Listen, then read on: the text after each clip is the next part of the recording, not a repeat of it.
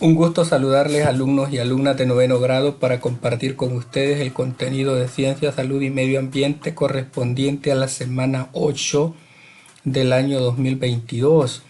La unidad 4 se llama electromagnetismo. El contenido es campo magnético terrestre y el de otros planetas en el sistema solar, la teoría de Faraday en la unificación del electromagnetismo. Vamos a leer un poco sobre la teoría de Faraday en la unificación del electromagnetismo.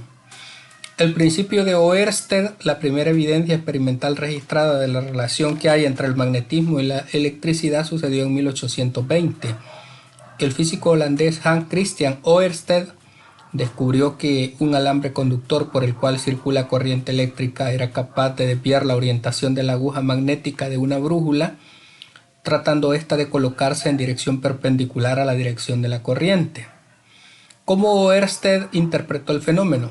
De la siguiente manera: toda corriente eléctrica crea a su alrededor un campo magnético.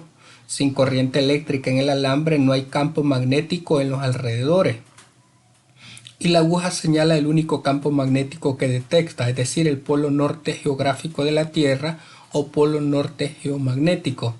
Sin embargo, al hacer pasar corriente por el alambre, la brújula detecta el campo magnético proveniente de la corriente eléctrica, y precisamente esta relación fue la que Oersted descubrió: que la electricidad y el magnetismo no son fenómenos independientes, sino dos caras de la misma realidad. Y aquí podemos ver en la figura 1 el experimento de Oersted y la regla de la mano derecha, que aparece reflejado en estos 5 literales que aparecen acá.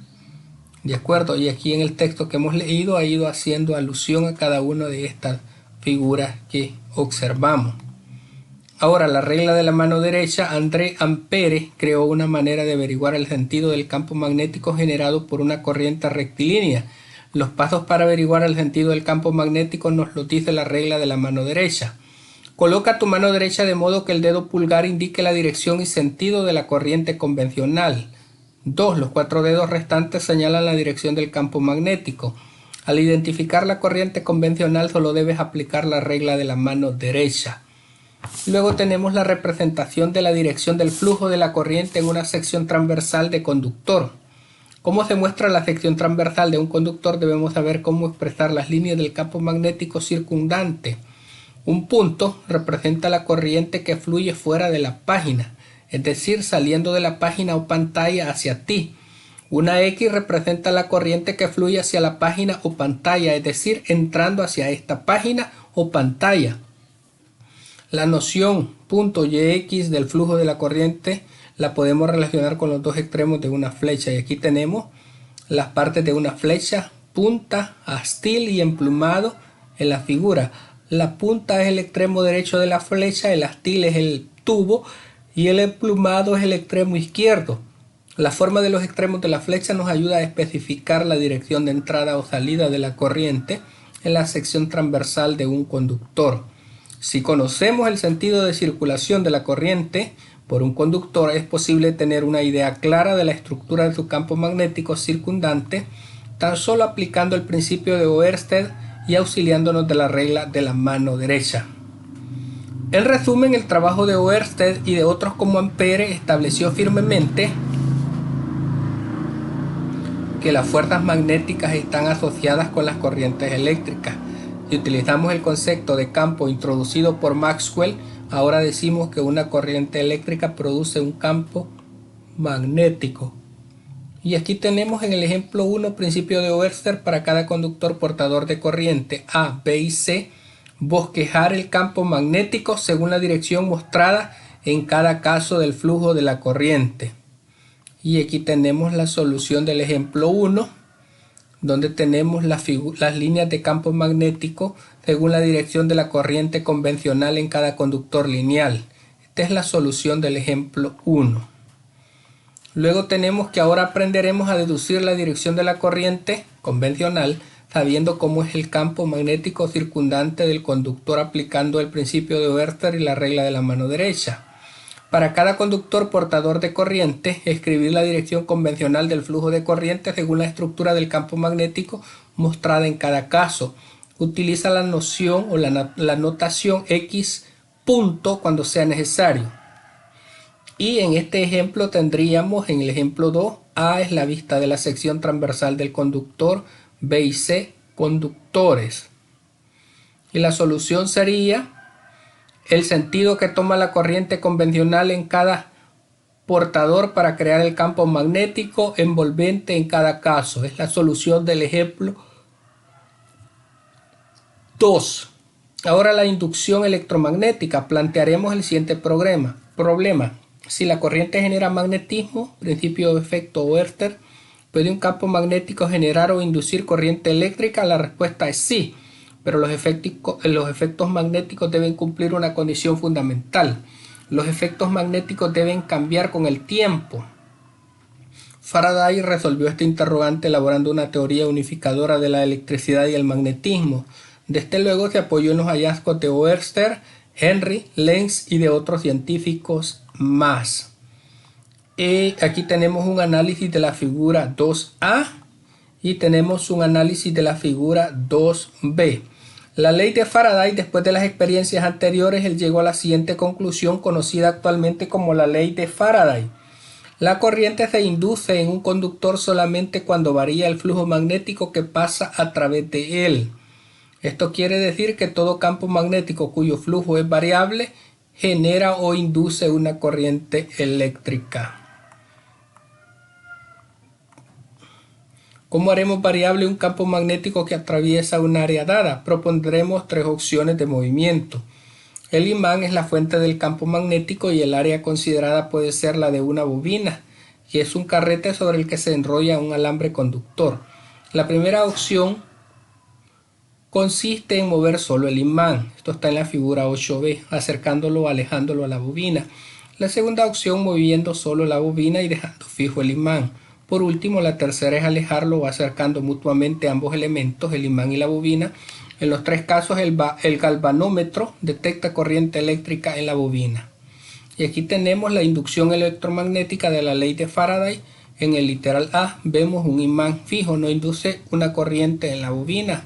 El galvanómetro no detecta corriente. En el literal B, cuando el movimiento del imán es de acercamiento hacia el interior de la bobina, esto crea una variación en el flujo magnético en la bobina y las agujas del galvanómetro